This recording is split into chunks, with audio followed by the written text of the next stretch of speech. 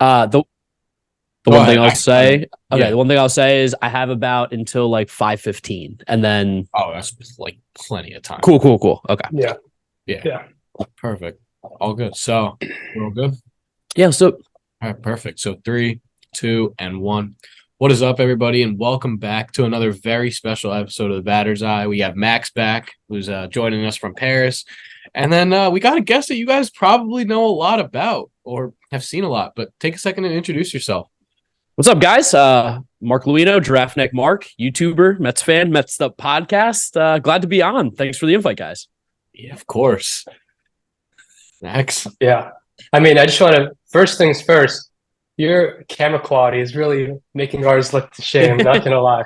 Like every time your face pops up on the screen, it's like crystal clear. It's like it's as a, I guess, professional content creator, need to make sure that I got the best stuff. So when you start to get the sub base and everything growing, invest a little bit more in your camera quality and all that. Even though, truthfully, doesn't truly matter. But yeah, we got the fancy camera for this one.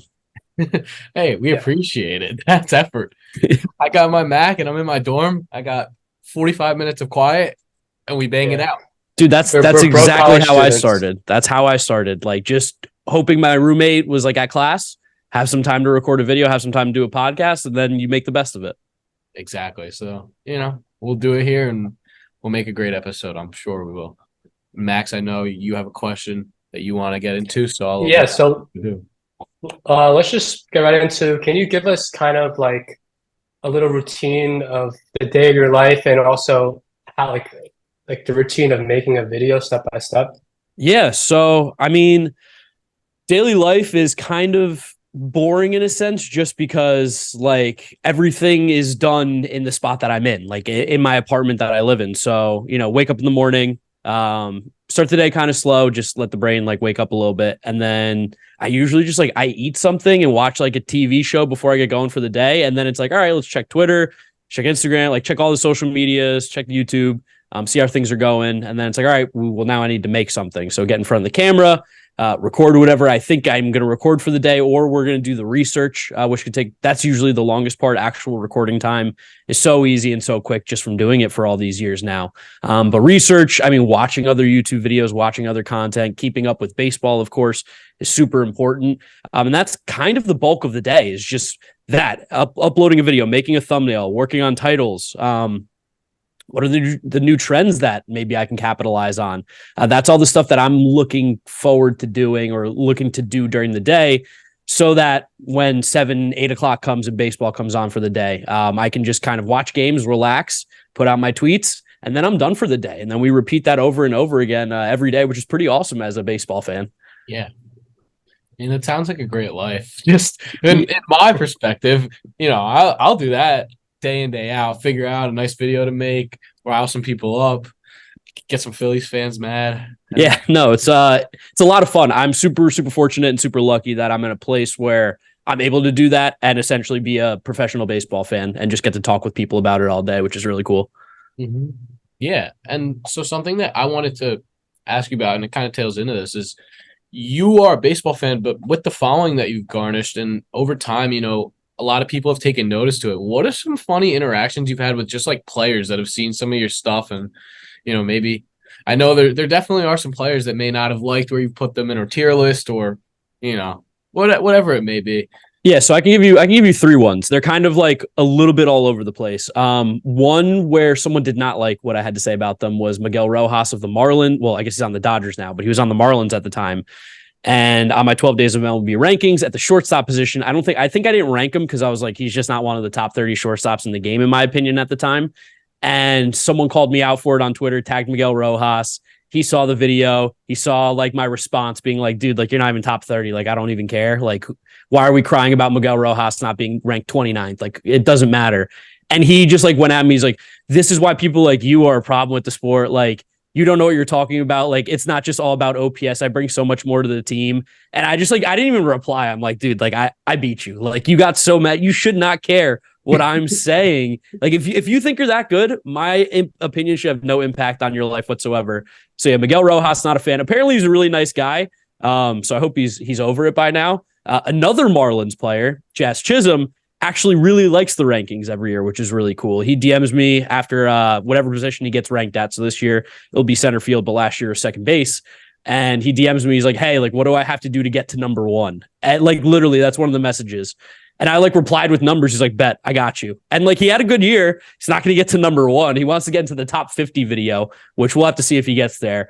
But yeah, I mean, it's cool to see that someone like him is like taking it constructively. And he's like, I really like what you do. How can I get higher on the GiraffeNeckMarc rankings? I'm like, all right, here's what it is. I never thought I would be telling Jazz Chisholm what he needs to do to get better and be more highly ranked. So he's a really cool one. And then I think the coolest one is a little bit more niche, but for old school viewers of the channel, Jabari Blash was like the GOAT on the channel with the MLB The Show videos. Then, of course, getting traded to the Yankees. Like, he's some of my biggest videos ever from when I started. So he eventually found out about how big of a fan I was, saw all the content I was doing about him, reached out. We were going to meet each other in Chicago when he was playing for the Angels. They were playing the White Sox. Flew out there, and we ended up like going out to dinner that night after the game. And he's telling us, he's like, yeah, do you know Michael Hermosillo? I was like, yeah, I do. Like, I think he's playing in Mexico right now, but he's like a 4A outfielder. He'd watch my videos, played MLB The Show for a while. We've become really good friends. And he goes, yeah, Michael saw your like Instagram story saying like, I'm coming out to meet Jabari. Like, this is going to be so much fun. He runs up to me. He's like, how do you know Marc? And he's like, and I go to him. He's like, how do you know Marc? Like, how is this a conversation we have? And he's like, yeah, so you definitely got guys like in the major leagues that are watching your videos like every single day and keeping tabs on what you're doing. And that's when I had like 30,000 subs. So I'd assume now with 250,000, there might be a few more eyes on me, but all super humbling, really cool experiences, even the negative one of Miguel Rojas. That's crazy. The Jabari Blash story is crazy. And I see it. It's every time because every time I click on your channel, it's the pop up video. And I see it every time. And at the time, I think I started watching like a year after that. So I didn't know who Jabari Blash really was because I wasn't tapped in with the minor leagues. I was really just like big Yankee fan, just, New York, big Yankee fan. I know what goes on with the Mets. I know the Astros cheated. That was about it at that time. And then I see the Jabari Blash stuff popped off, and like even to this day, like it still gets mentioned in all your comments, and like there'll be OG fans that mention Jabari Blash in every single video and Instagram post. Yeah, I mean, I got to give a huge shout out to Jabari because at the time that was like my last year of college, so there was a lot of decision making being made of like, am I going to try and get a job or am I going to continue this YouTube thing? And at that time, it was kind of like on the fringe of like maybe I'm going to try and get a real job when I graduate college. And him like acknowledging me, letting me come do the interview with him, like go travel, get to do all these cool videos, be on the field for BP. That kind of made me feel like I was making the right decision and doing the right thing. And that was like just such a cool experience that I wanted to keep having over and over again. And it kind of also legitimized me a little bit too of like, hey, granted, he's not the biggest name, but like a major leaguer recognized my stuff, wanted to do content with me, and it went really well. Like this means I can continue to do this for a long time, and I'll always be super thankful to him for that opportunity. Mm-hmm. Yeah, that's amazing. So yeah, that what's funny is, especially during the 12 days of rankings for what you do, is I kind of like I would wait for your video to drop, and then I would see how many Mets players you have versus Yankees, and then I wouldn't hate on your videos, but I would always, because I'm a huge Yankees fan, I would always like, let's see the Mets bias in this video. Let's see the Mets bias in this video. And then eventually you started putting Aaron Judge and you're like the top 3, and then I became pretty happy. It's like, okay, good. He finally had a Judge in the top. But it's funny, yeah. So talking about like the rankings itself, what are some of either the worst picks you've ever done or some of the best picks you've ever done, where at the end of the season, you're like, oh, I totally missed, or, oh man, I really look bad here? One of the ones that sticks out to me in particular is going to be James McCann. I had him ranked as like the 6th best catcher, I think, going into the 2020 season, I think. Whenever he had that big year with the White Sox, whatever the next one was, I think I had him at number 6. And James, yeah, right. It was actually technically before, but yes, he then signed with the Mets, and it worked out even better for all the bias comments. But yeah, I was a huge James McCann fan with the White Sox, but I just didn't really dive deeper into the numbers. And that pick right there got me to look a little bit more at just the stats that I was looking at the time. With my videos, I do have to keep it a little bit more basic because there's so much information over a 20-minute period. And like, relatively speaking, 100,000 people are watching it. Out of that 100,000, maybe 10, 15,000 of them care about those deep, like analytical numbers. So it's hard to really explain that with everybody in a video. But yeah, James McCann at like 6 or 7, whatever he was, that's probably my worst ranking I feel like I've ever done.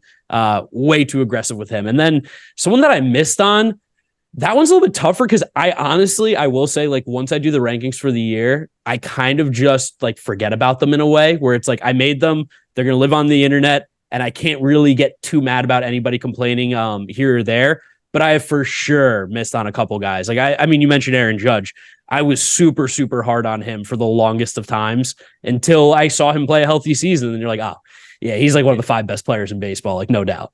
Yeah, I think something I watched recently, I think it was, you said Byron Buxton might not make your top 50 for next year. Yeah, he's someone that I think my personal fandom of the kind of player that he was, and I saw what he could be if he was healthy, got it a little bit in the way of the kind of player that he actually is, because let's be honest, he plays 60 games a year. And if he's not playing center field, his value's down even more. Right now he's a DH who has like okay power. And that's just probably someone that's not going to get in the top 50, even though probably sheer talent wise, he would probably be a top 50 player. Yeah.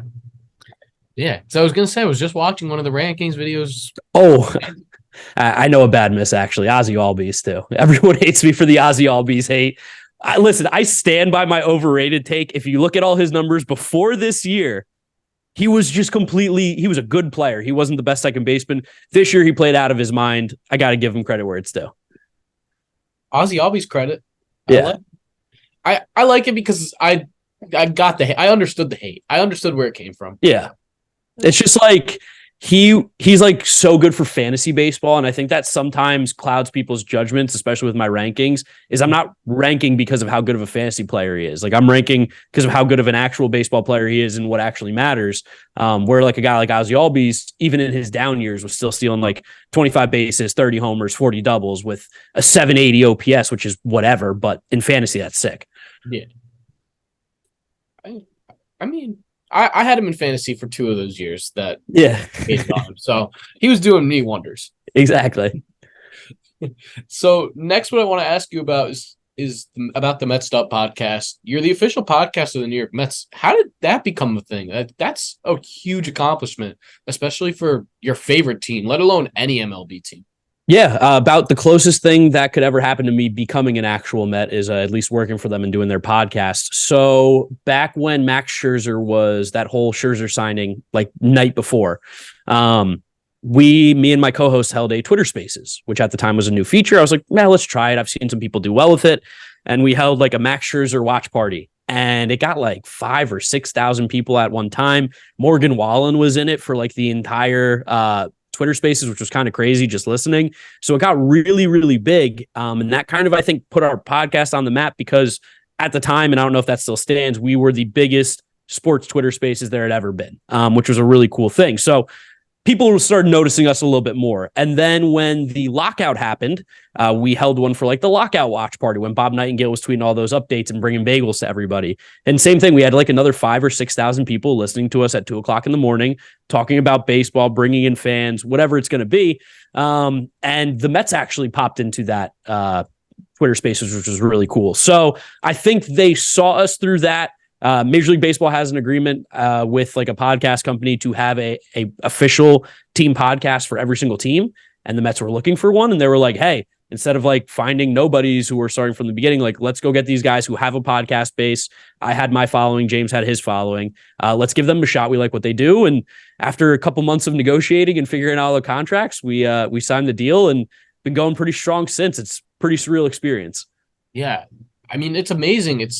I remember seeing when you signed it and when it was official, and then I remember seeing, I think you went to Citi Field and posted, and it was on the Jumbotron, and Lindor recognized you, and also Pete Alonso recognized it, and that was surreal to me to see that, like, because that's when we started, I think, really getting into the baseball space, and that's when I went from doing just my solo project to adding Max into it and interviewing baseball players and coaches, and that's what really kind of started this. whole journey, everything that's been up to here. So yeah, I mean that I had to ask the question and bring it up, and that's an amazing experience. Like that's like a goal one day. Oh yeah, no, I mean like it was. I'll never say that we didn't think that we could do it. Like I'm super confident in everything that I do with like content wise, and I brought James on as a co-host because I knew he'd be really great. And I was like, we're gonna crush this thing. Like there's no doubt. But I can't ever say that we were like, oh yeah, we're gonna work for the Mets though and do the podcast for them and be able to talk to Francisco Lindor and all these guys and talk to Max Scherzer and Justin Verlander. Like that was never even something that crossed my mind. So yeah, being able to do that, like you said, pretty crazy and definitely like still nuts to this day. Mm-hmm. I have a question about that, and it might be a little difficult to answer, but are there certain like rules and regulations you have to follow with what you say on the podcast? Like, is there like a thing where you're not allowed to talk too bad about the Mets on the official Mets podcast, or do you have like unlimited free will and free speech? I mean, like I would say this, like we never have inside information. I think people like to think that we know things, and we don't. So it's like on the podcast, we always joke, we're like, we don't know anything. This is our opinion. Like we have to like state that very much clear because we don't want to be like, yeah, I think the Mets should get like Shohei Ohtani or like, whoa, how great would it be if we have Shohei? And then like, we don't want someone to be like, well, the official podcast that the Mets are going after Ohtani. Like we never want to be the voice of the team per se. But yeah, I mean, like because we have that relationship with the team and we see the players and stuff almost every single day during the season, like you're just never going to be as critical as you would be if you didn't have those relationships. Like Francisco Lindor strikes out 0 for 4 in a game. I would never say he sucks anyway, because I think he's the man and I love him. But like, I'm not gonna be like, man, Lindor really killed us today. Like that's just something you're not gonna say because you're thinking about working with the Mets. If we ever see Francisco Lindor, I would never want him to know that I was talking bad about him or that I disliked what he did. Like it's all stuff that you give up a little bit of the content for, but at the end of the day, it's like about the bigger picture and the relationships that you're building. And yeah, that's probably something I've learned a lot the most is maybe keep away from the negativity and just ignore things rather than like be like, wow, you suck. Mm-hmm. Yeah. Well, I mean, at least this year, let alone, I'm sure there's been some times on the podcast where you might have maybe wanted to go in on the Mets a little bit. And talking about the Mets this year, especially coming from a big friend group where it's split in between Yankees and Mets. There's always like rivalries between us. What do you think went wrong with the Mets, like with their team this year, and let alone this offseason? What do you think they could do to help maybe revive what they were once going for in the beginning of last season? Yeah, I mean, one of the problems I think going into the season was that the team, relatively speaking, didn't get that much better. If anything, they kind of stayed the same. And something that, like I've always said, is if you're not getting better, you're getting worse, especially in terms of baseball year to year. Like Francisco Lindor had a career year. Brandon Nimmo had a career year. There was a lot of really good things that happened, but like the pitching was worse. The bullpen, obviously missing Edwin Diaz hurt. It just made the bullpen that much shorter. Eventually trading Max Scherzer and Justin Verlander, now we really have no pitching. And when they were there, Scherzer wasn't very good.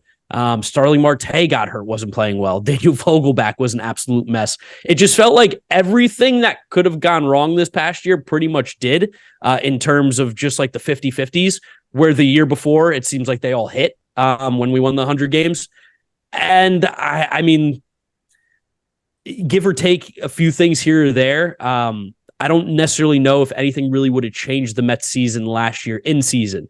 Now to change going into next year, need pitching, need a lot of pitching. Like right now, Jose Quintana and Kodai Senga are the only pitchers of it on the team that I feel confident in saying like, we'll be pitching every 5 days. Otherwise you're looking at Jose Budo, Tyler McGill, David Peterson when he comes back in July, maybe. Like those are the arms that we're relying on a ton of innings for. So we need a lot of pitching. And on top of that, we need some more bats. Like I love the bats that we have right now, but we have 2 empty spaces essentially in the outfield and left and right field, depending on if McNeil starts at second base or Ronnie Mauricio does. Third base, I love Brett Beatty, but like right now, we haven't seen him play to his potential yet. So there's a lot of holes on this team that are fixable. It's just whether or not the Mets are going to do it this year or the next year. That's up to them, and we'll see what they do this offseason. But yeah, Yoshinobu Yamamoto would be a good place to start for sure. I mean, he wants to go to a team where there's another Japanese player. At least that's what's being said. Kodai Senga fits that bill pretty well. Oh, yeah. No, it'd be nice to bring Yamamoto in. Definitely would help out with the pitching problem for sure that we have right now. the Yankees are also gunning for Yamamoto. Yes, they are. I think they have a really good chance to get him. Like, I know, like the whole thing about he wants to play with a Japanese player. I think it's more so that he's open to it, which is something that's not typically common with Japanese players coming over. There's like a big like honor and just like respect thing about like this is their team. I'm not going to try and step on toes. But apparently Yamamoto's like, yeah, like I'm happy to play with another Japanese player if they want me. So I wouldn't count the Yankees out by any means just because they don't have one. And also, like, I mean, it's going to come down to money. Who's going to pay this guy? And I think the Yankees are going to be up there with the Mets and whoever else is interested. Yeah, they should be, as both teams need pitching. Yeah, badly. Yankees probably more so offense, but pitching would help too. Yeah, I think after the inconsistent Rodon year and Severino's blown up ERA, I mean, you have to go for another pitcher. You never know what's going to happen. Nestor was can never have too much pitching. Never. And the offense will be addressed. I think the Soto trade happened sooner rather than later. You think so? You think you guys are going to get Soto? I really do. Yeah, I'm a little worried. I'm afraid we're going to give up too much for him because it's only a rental. I mean, they're looking at like they want Dominguez and they want Volpe. I don't know. Yeah, if you guys give Dominguez or a Volpe, which I think you obviously will have to like extend Soto. I think that'd probably be like contingent on the entire deal. That would be a lot. But like outside of those guys, to me, I just don't see the Yankees having like the best package available. I don't think the Mets necessarily do either. I think like some other team maybe might sneak in, but it's the Padres who are also like a little bit stupid, and we've just basically been told they have no money. So they're kind of forced to just take whatever they want. Good time for the Yankees to maybe swoop in and, like you said, go in cheap, throw out some lower names, throw out Spencer Jones. Like, who cares? Juan Soto's what, like 2 years older than Spencer Jones? Yeah. I mean, I think they could maybe get away with like Everson Pereira being the big deal, like the big name, and then maybe like a major leaguer. If you can convince the Padres, you should do it 1,000%. Yeah, Juan Soto is Juan Soto. You don't pass up on that with the short porch, and then with also because we could get Soto and Cody Bellinger. Could, yeah. I mean, the Yankees, if they want to spend like the Yankees used to, they can have a really, really good team going into next year. Yeah, I think Cashman has learned from the not pulling the trigger on Harper mistake. Yeah, and I think he also kind of senses that he's maybe in the hot seat a bit, and he has to make some big moves. Or else, who knows what's going to happen? Yeah, I agree. I think last year you saw it when they started bringing up the young guns at the end of the year, and now you'll see the full move coming in because fans wanted it all year. It was open the checkbooks, bring up the young guys. They brought up the young guys. Now they'll open the checkbooks. Hopefully. I feel like fingers crossed. That's what we need in baseball.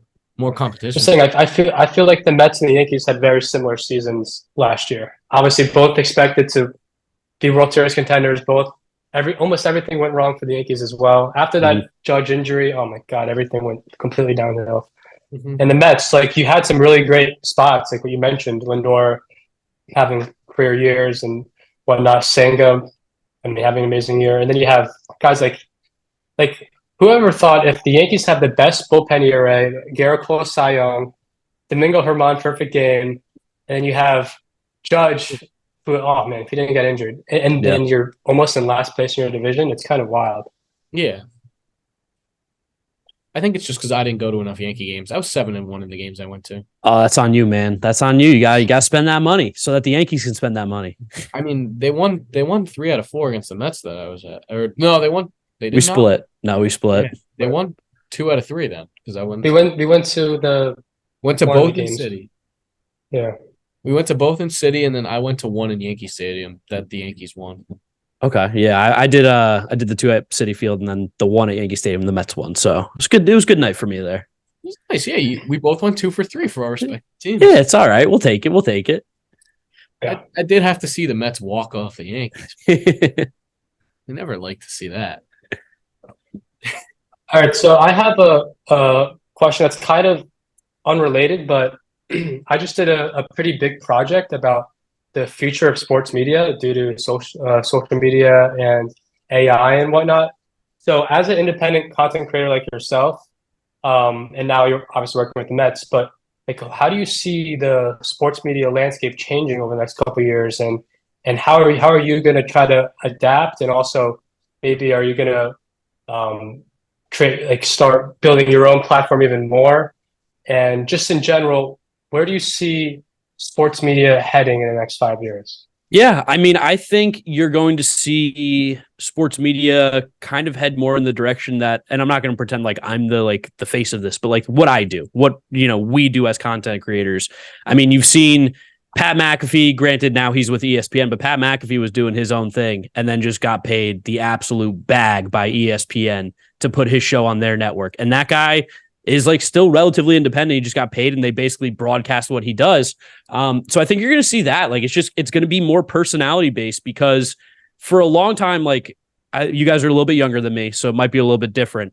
But like when I was like 5, 6, 7 years old, like I remember like waking up every morning, watching SportsCenter. It was awesome. It was amazing.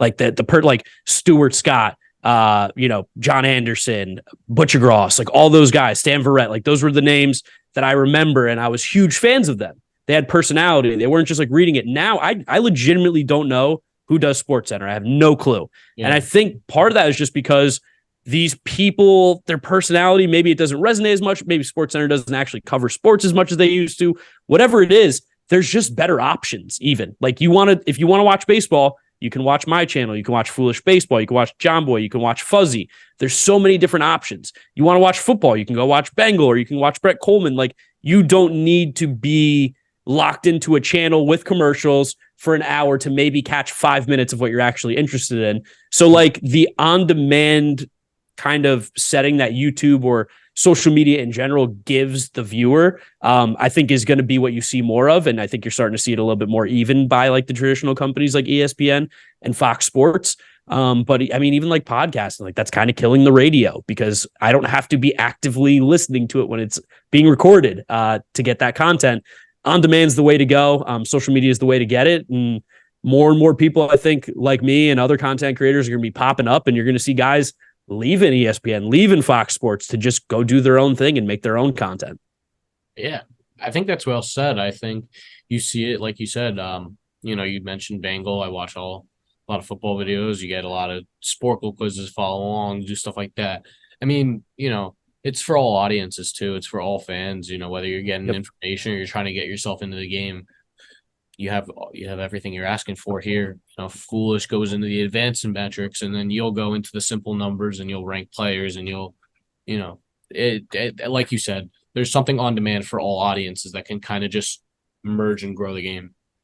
Yeah, like I mean, relatively speaking, a lot of the sports content, I don't have cable. Like I have Hulu TV because my parents have it. So like I'll watch live sports on there, but I'm not turning on like ESPN to watch, NFL Now or whatever it is. Like if I want to watch football, I'm going to go on YouTube or I'm going to go on Twitter. I'm going to search the thing that I want to see, watch the 10-minute video of the topic that I want to hear about, and then I go on to the next thing. And like, it's just, there's also something I think satisfying, at least from my perspective, of being able to see somebody who's like making their own content. There's the personal bias of like, maybe you're a fan of that team or that player. But at the end of the day, like there's nothing that's stopping them from saying exactly what they want to say. Yeah. Yeah. Well, and I think like when I was doing research for myself and I actually had the pleasure of talking to a guy named June Lee who worked for ESPN. Love June. Good friend.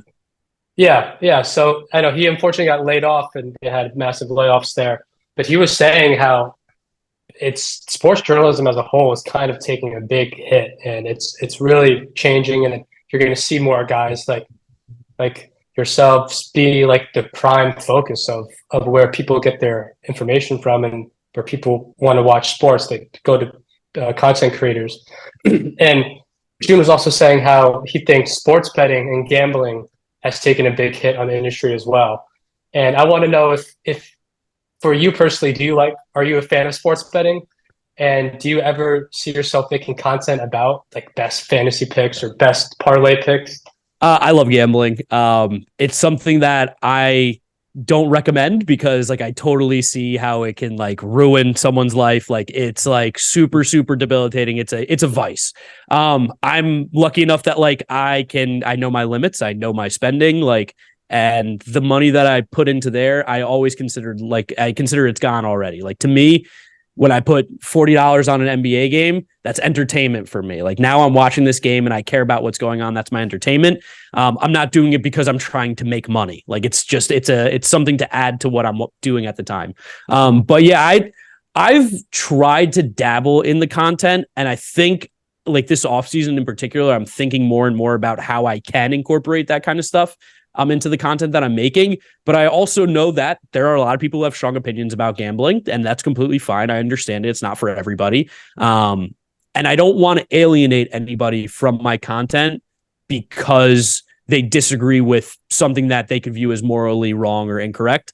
So that might be something where like, I'll talk about gambling on TikTok, or I'll talk about gambling on Twitter or Instagram. On the YouTube channel, I'll still promote whatever company is going to, want to sponsor a video or whatnot, but I'm not probably going to make a dedicated video about like, hey, here are the 5 best bets for today. And, in my video kind of thing. Mm-hmm. And I think me and Aiden, sorry, go ahead. You might mention this, but every time we go to a Yankee game, we always place like a $5 or $10 parlay, not in the sense of making money, but just to enjoy, like totally. Yeah, we do the makes it so much better. And we do the home run picks. Everyone that goes there, $5 if they hit a home run. It's like, it adds something to the game. It's entertainment value, bragging rights when Max picks Stanton and I pick Gleyber Torres and Torres hits a homer.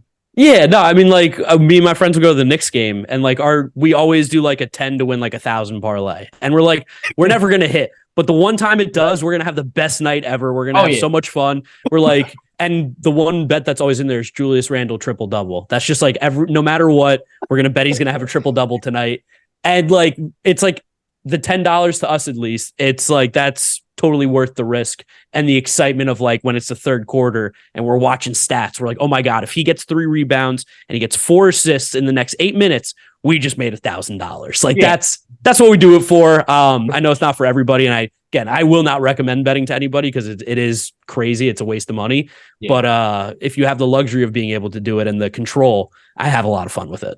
It's definitely fun. It's, especially when it's entertaining and you're at a game in person and it makes everything like the experience is more, I guess, fulfilling for you. It's an easy way to get someone who like, at least I have some friends that are like not real big baseball fans, but they'll come to the game. It's a really easy way to get them to actually like pay attention and watch as well. It like almost tricks them into like caring about the game, which is cool. Yeah, that makes sense. So before we wrap up, something that I want to get into, and I think this is more just for me than Max, because I don't know if Max really watches all this stuff, but I see the second channel stuff with Bangle, and I see all of his second channel stuff too, the MLB The Show content, the Madden franchise content, all of that. I mean, how did that come about? Because I love watching all that. Antonio does his content also. Yep. I watch him. I watch I watch Foolish. I watch all of you guys. So like, how did that come about? And like, what's in the future for that? Yeah, I mean, at the end of the day, if MLB The Show was fun, I would be making videos on it. I just had no fun with it this year. I really tried to come back, had an editor and everything set up, but at the end of the day, I was like, this is a struggle for me to play, and if I'm not enjoying it, it's probably not going to be a good video. Like, it's not going to be entertaining to watch, and I'd rather just spend all my time on like my actual main channel. There's definitely stuff in the works. For more content to be made, not necessarily just gaming, just content in general. But that's like a much bigger plan. That's a little bit on the back burner right now. But yeah, I mean, like I've got a great group of friends that are all YouTubers, like you said, Bengal, Antonio, all those guys, Wheels.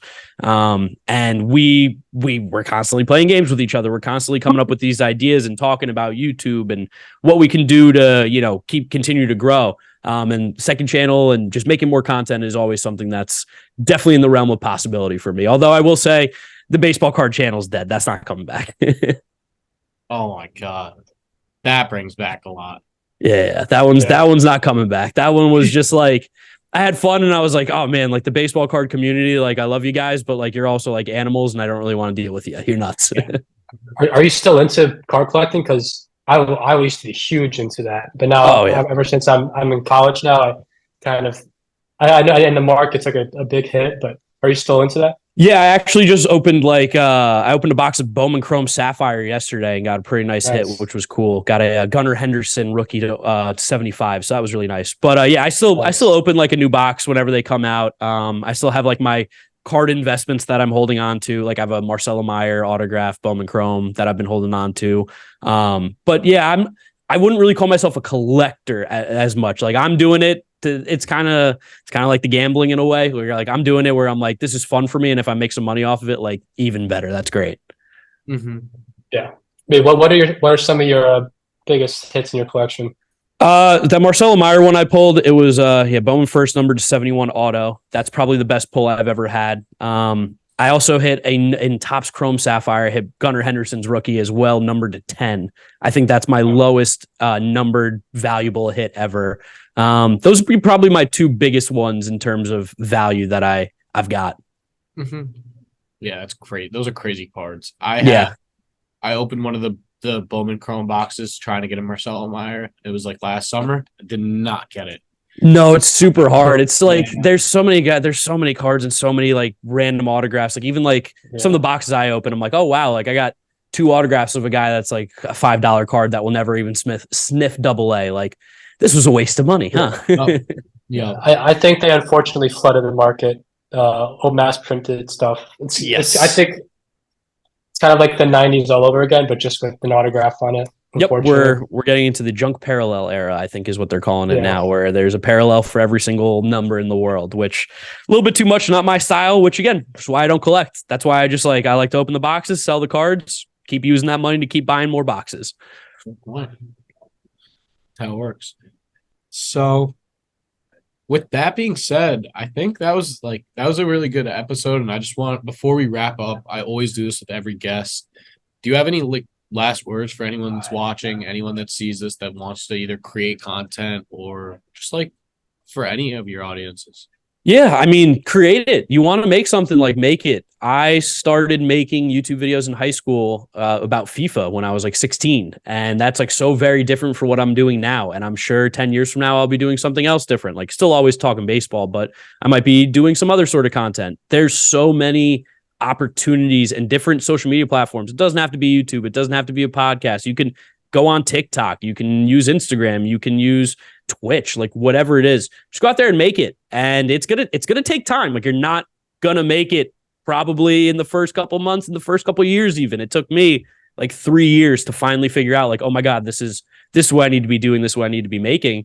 But when it hits, if it ever does hit, it's gonna be awesome for you. And couldn't ask for a better job in the world. Super, again, fortunate that viewers like you guys and everybody else like watching my stuff allows me to keep doing it. So no plans of slowing down anytime soon, and just go out and make it. And if it sucks, guess what? You can delete it. Like it's fine. No one's going to care. And just be proud of it. Be excited about what you make. Of course. Max, any last words? No, I think this was a great episode. It's kind of like what Aiden said before. It's circles coming where I used to watch your videos all the time in middle school. Yeah, it's not like I don't watch you anymore. It's just I don't have the time to watch stuff now. I'm studying for my midterms and I know finals and whatnot. And I'm going to be honest. I used to watch your stuff just because you're a Mets fan, and just to kind of like not like make fun of your videos, but to like have like that rivalry on the inside. Like, he better start putting respect on my Yankees. But I always look forward to the rankings. So the 12 days, are you currently in the process of making those videos right now? Yeah, in the process of finalizing all the rankings. A little bit tough with free agency moving so slow, because technically the way that I do it is from every team except for the pitchers. I just do straight up top 30 pitchers, and then obviously the top 50 players I can do without the teams.